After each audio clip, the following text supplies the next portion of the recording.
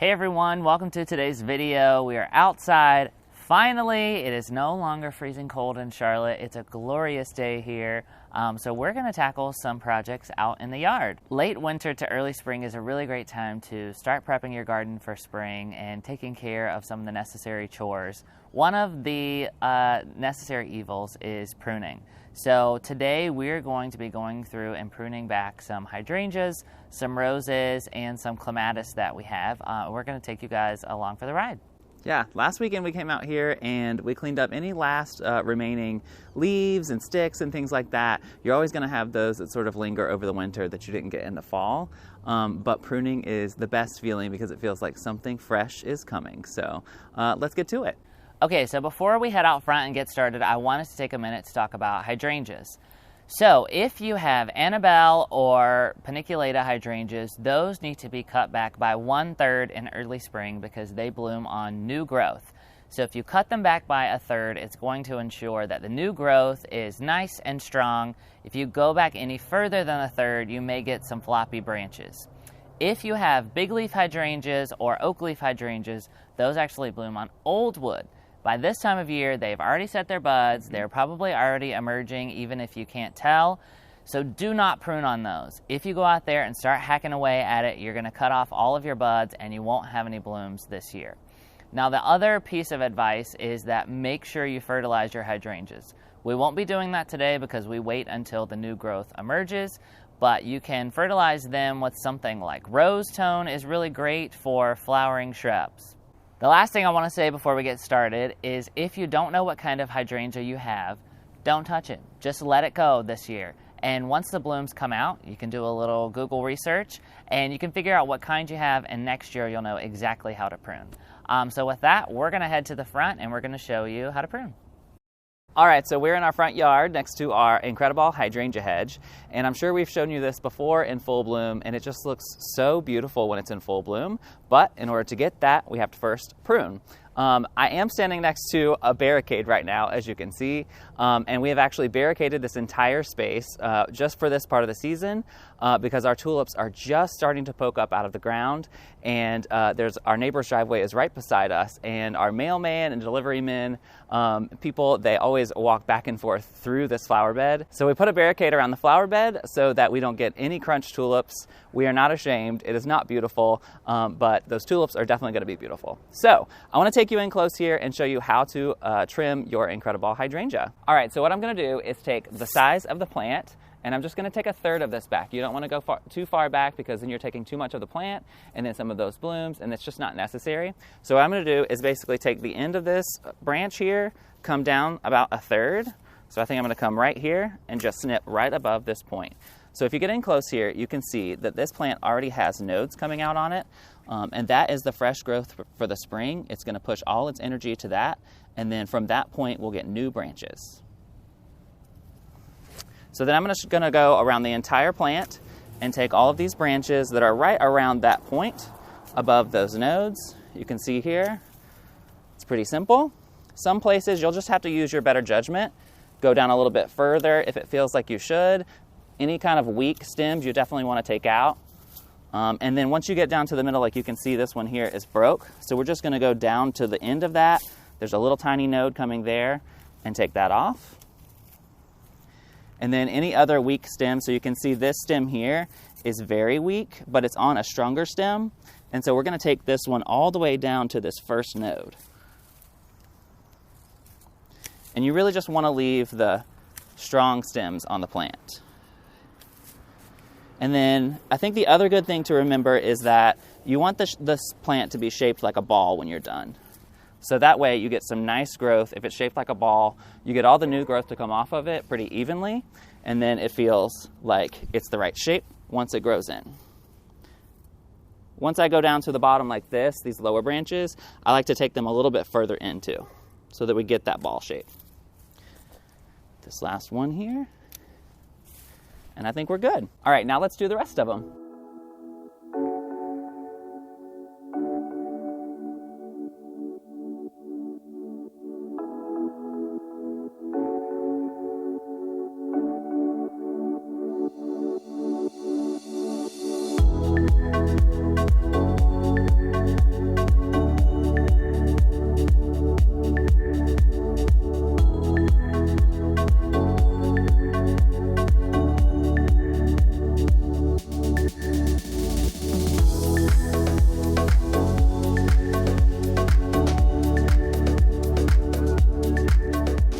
All right, so we're all done in this space, and we're gonna move to our backyard where we have a few more left in our moon garden and then even some on standard. Let's go.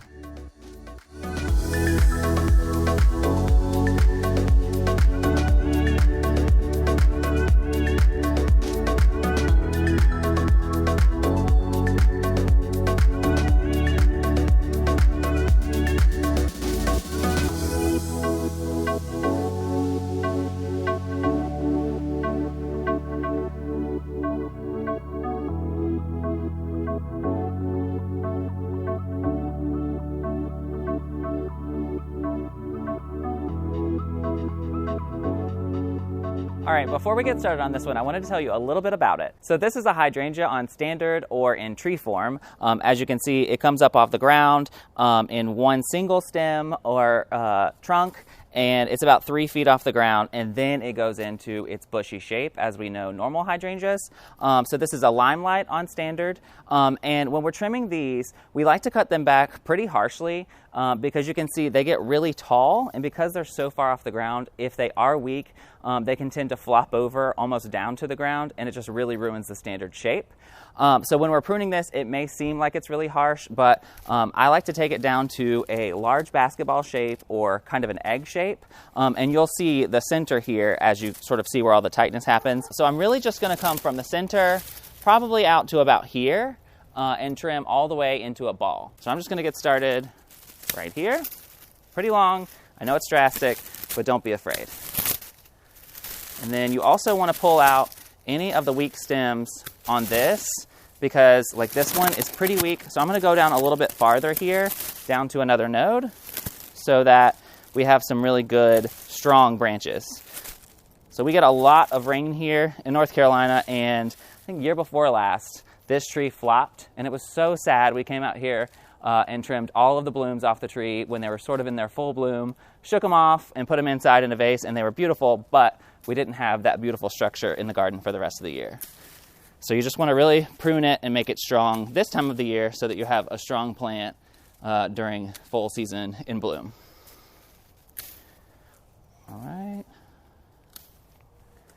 Just getting that shape. And so you can see this one sort of starts over here and goes across this way. So we're going to prune that one down pretty hard. Here.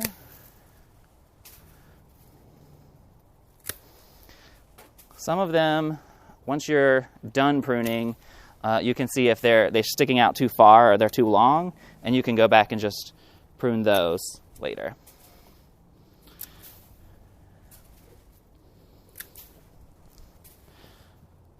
You can prune these back too far, but they're pretty strong plants, and so if you do that, you'll probably still get some really nice growth. It might just be a year or so before you get that really good shape. Get all the way over here.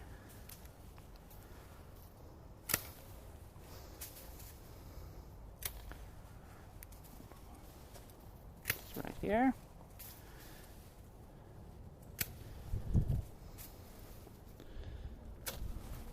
And then you can see we've got some weak stems in here, and a bird actually used this last year to nest in, and so there was a lot of branches and sticks inside of it that we weren't sure if were really strong sticks or branches, or if they were just left over from where the bird had put them in there. So I'm going to take most of these really sort of spindly branches out of here, because those aren't helping anything, and we want to make sure that the ball of the center of the plant is really free and can breathe, so that those branches have plenty of room to grow out. Let's see.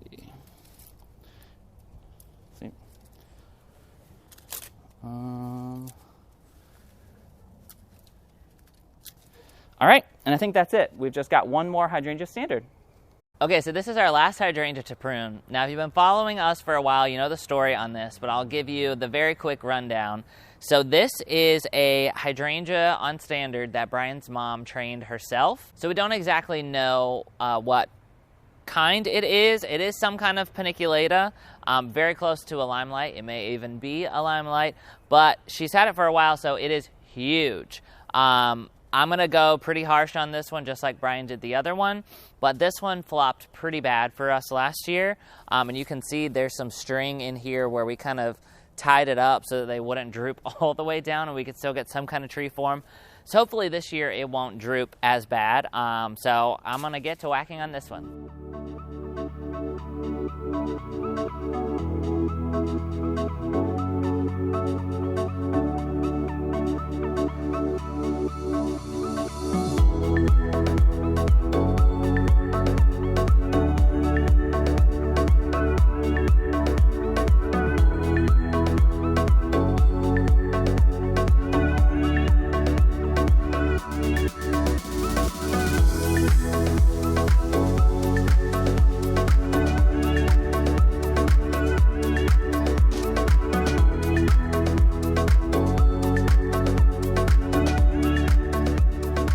All right, so you guys know we have a few roses in our garden. We started last year with them and we're falling in love, so I assume that the 3 we have now will turn into lots more over the years.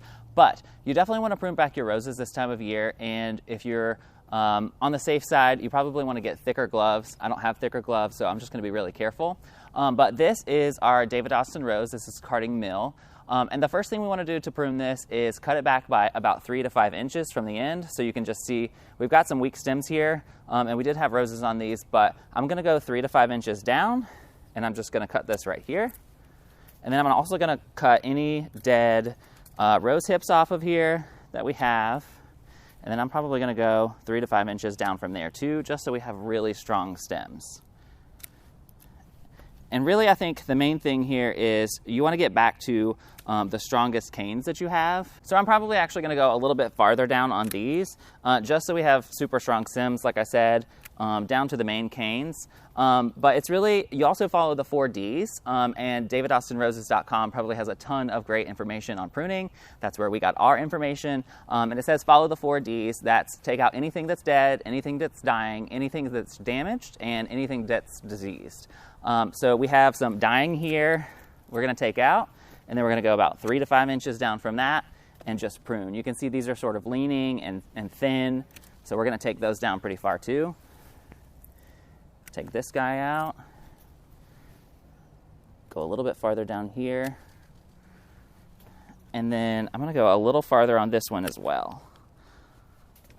And then in the middle here, you can see we have some really weak stems, so I'm going to go pretty far down on those, just to make sure that we have a really strong plant next year. And these are already starting to come out for us, but we're going to go back through and we're going to take any of the new foliage out as well. Still trying to get these weak stems out. So we have 2 bush roses this year, and then we have 1 climbing rose. And so this is going to be the first time we've ever pruned any of these. I keep going on this one just to make sure we have a strong plant. All right, so last thing I'm going to do is take out any of the old foliage that has like disease on it. You can see it usually has brown spot, and I'm going to leave the new foliage on here. You can see this is already starting to emerge down here. If there's new foliage emerged on the pieces that you were supposed to take off that were sort of within that umbrella at the top that was kind of weak, feel free to just take that off. It'll always bush out and be beautiful. So this piece is old foliage. You can see it has brown spot on it, and so we're just going to take that right out. All right, 2 more to go.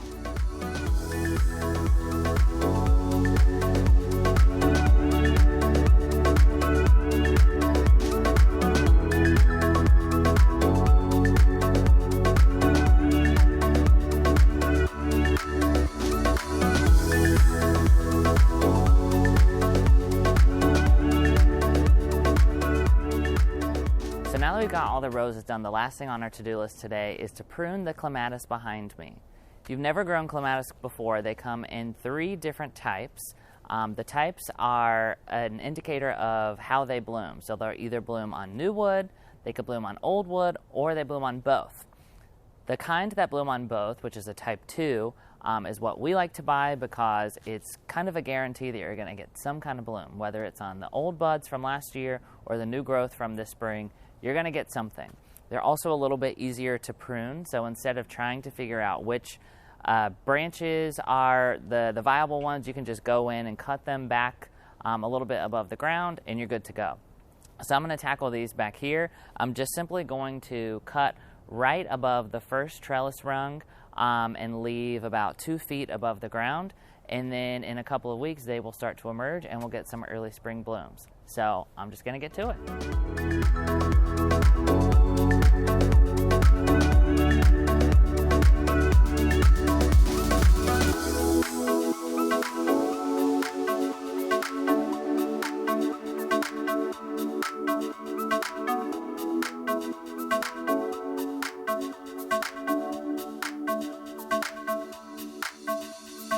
All right, guys, so we've got our hydrangeas, our roses, and our clematis pruned, and I think that's about all I can take for today.